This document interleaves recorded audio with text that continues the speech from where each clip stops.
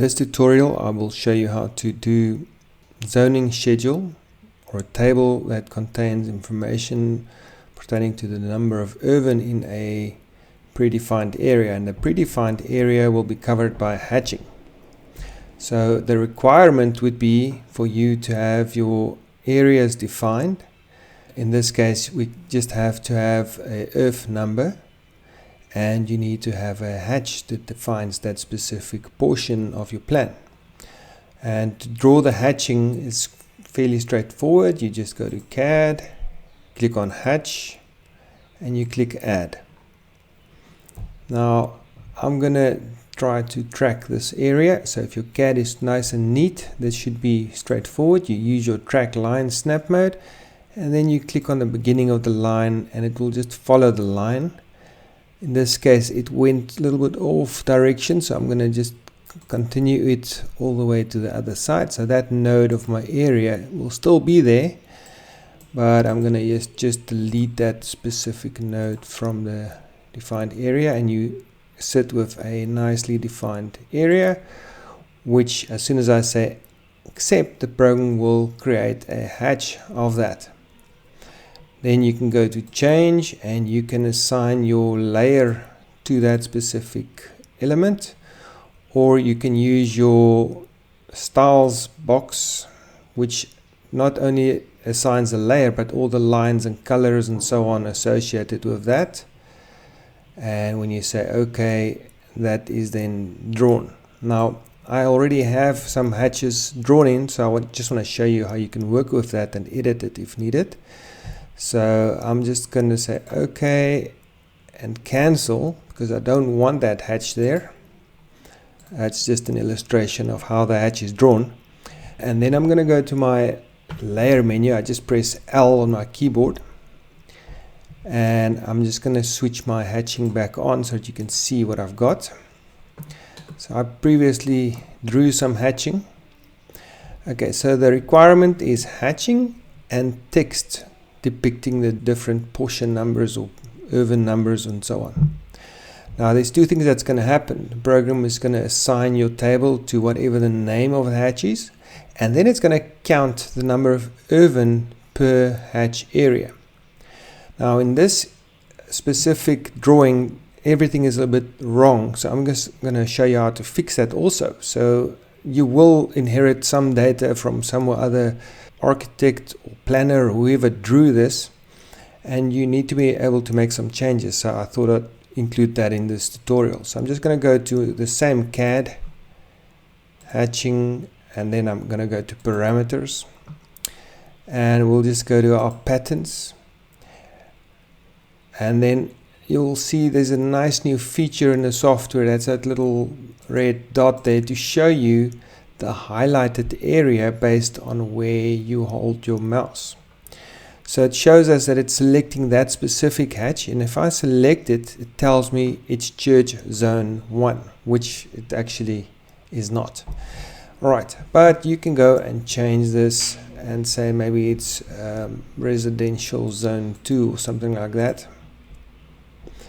And you can also say get and set. So in this case I said pattern. Let's just go back to the main menu where I said parameter, and I click this pattern button, but now I'm going to say get and set. So I'm going to say get this parameter and OK, and now it's ready to set. So I'm going to say set that parameter there and there. Right. I right click twice. Now I'm going back to the pattern option and clicking on this yellow section. So this is called open space zone 2, and that is open space zone 2, and obviously that's not my open spaces. I just want to check that they're all sort of the same, because I'm going to do a global change that will change them all to residential zone 1. So, and to do that, there's a nice feature in the software under ID, and then you go to layers, and you'll see there's two pages here. On this page you can take your open space zone 2 and you can type in your new residential zone 1. This is probably the easiest way to do it. There I can't really see that total description, so it's difficult there, but that's one way of doing it. So we will probably, based on this, say it's the third one, I guess. So you could go to your residential zone 1, 2, 3. That's the one actually that I want. And if you press the rename button, it will rename everything on that layer to this new layer. Oh, here you can see it's zone 2. That's not the one I wanted. Now it's zone 1, yeah. So that will help us. So now it will take open space zone 2 and rename all of those hatch layers and put them onto this new layer if I press that button. But that's not what I want. So if I can go and spend some time on this drawing and I can figure out what the different layers that was used, you can do everything in one go. So what I'll do is I'll just go to my hatching here and go to parameter and just go and say, well, that is, we know now, open space zone 2, and it should be residential zone 1, and this is our island, which should be open space or a church zone or whatever. Okay, so we'll have to start making notes of this because I can't remember everything. So I'll just quickly go to my notepad and just scribble stuff in here. That's a church. And then the other one, let's just make the note so we can know when we need it, what we're doing. And this should be residential 1. Oops. And we might want to do 1 or 2 more.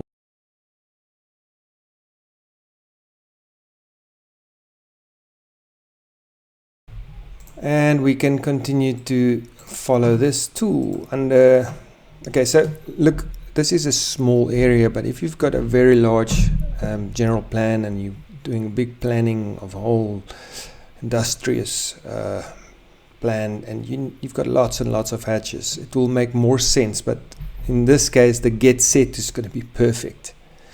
So, but yeah, so just to illustrate, there's an option in layers, and it's immediately opening on that page where we have existing layers where we can assign styles. Now, I'll explain what styles are in a different video, but in essence, we can pick predefined styles and apply it to layers that we have. So you might bring in a DXF or a DWG or whatever from another CAD package, from another model maker user or whoever drew this, and you can make adjustments and changes by just selecting those layers that they created and put your own layers and styling into that. So in other words, one layer will be selected, but the layer, the line style, the color and everything will be changed based on the styling that you apply. And this style need to be set up in a separate location. But let's look at our mapping. I'm just going to stick it in there. So island should be a church. I'm going to just look for island. There we go.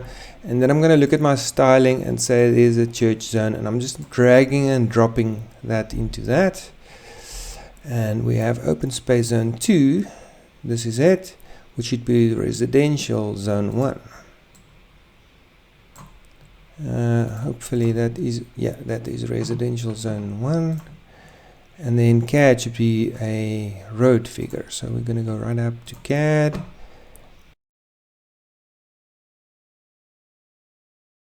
I think I covered all of them. Yeah. Okay, so if I say apply, you will see that the program will run through all those layers, and it will ID and select them and do the changes to that layer, everything on that layer. So if there's lines or text or hatching, it will now adopt or assume my pen styles, my layers, my colors. And then if I go to CAD ID new, you will see the changes have been applied.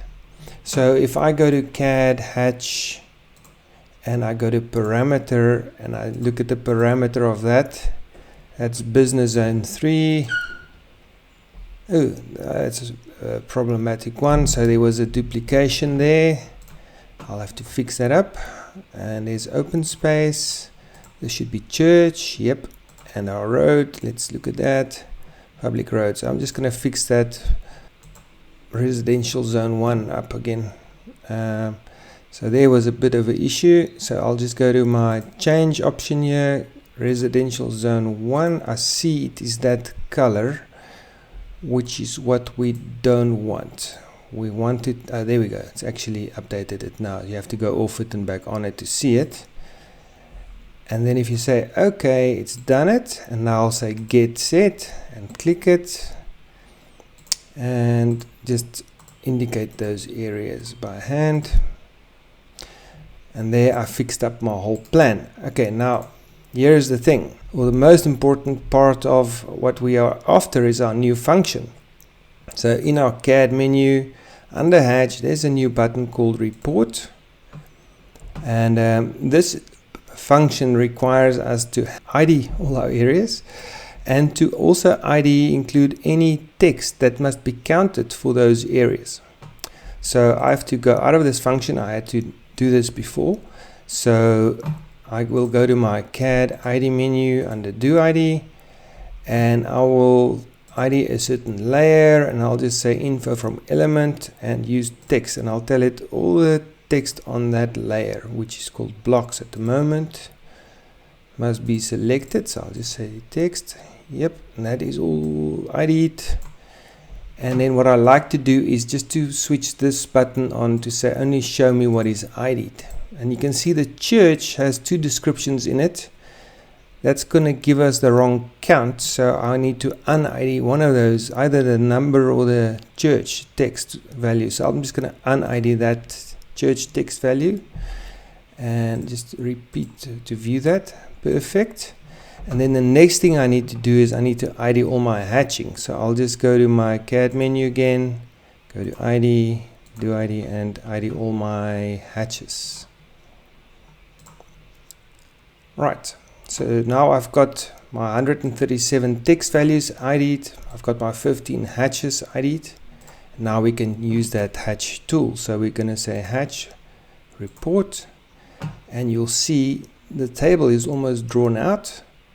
And then what's also nice is, let me just close this and redraw the screen with my ID mode. Show always must be off. Now I did that, so it's still ID'd, you just don't see that it's ID'd, but I wanted to do this way so that you can see the color changes when it happens. So if I now go back to my hatch menu and I press the report button, I can select a specific zone and press this highlight ID text, which means any text in the residential zone area only that is part of that hatch will be counted and shown where they are. So 110 is the number of erven covered by that piece of hatch that's covered under the residential zone 1 layer. So we'll say highlight, and there you can see the program makes a little red dot with all those text values, and I can see every single one is highlighted. And let's do public roads, for instance, and I say highlight, and we can see the public road there. There's one, and oops, there's another one. So there's a little blip here. So that tells us there's a problem, that hatch of the road and the hatch of our residential zone 1 shares the same piece of text. And you can see, if you look closely, the hatching on the road, let me just bring that into view, is actually drawn out incorrectly here. So that's great. So I'll just go close, go to my CAD, and I'll go to my edit tool, and I'll just say delete node. Let's say delete node there, and just click on that node and replot to get it done. Alright, and then we'll just press report again and click on public roads and highlights, and now you won't see that text being highlighted, so it's not part of that road. Now there's only 4 text, previously there were 5. And then what's nice is all our erven are calculated, and accumulated, so there's 137, which is constant with what we had earlier. And then the hectares covered by each zone is defined as a proportion of a total area, giving us our proportional table as well. And if you're happy about all the data contained in here and there's no errors, no duplications of text, numbers and so on, you can just say copy to CAD as a block, and you can just put it freehand, you can just put it anywhere. And if I zoom into that, there's a beautiful little legend drawn out, and all I had to do was define the hatching and the text values and ID them before I could use the feature. Now you can also do it with only the hatching. So in this instance I'm gonna un-ID all the text. So I'll go to my ID menu, I'll go to do ID, and I'll say exclude all the text. So there's no text ID'd, but you can see the orange color coming through. So the hatching is still ID'd and it confirms it. We still have 15 elements on the hatching side ID'd, but in text there's nothing ID'd. So I'm going to use that tool again and go to report, and you'll see the text legend is now empty. Okay, so we'll say copy to CAD block, and now you will see that third column, the quantity, is removed automatically, and only the hatched legend areas and the proportions are part of the table.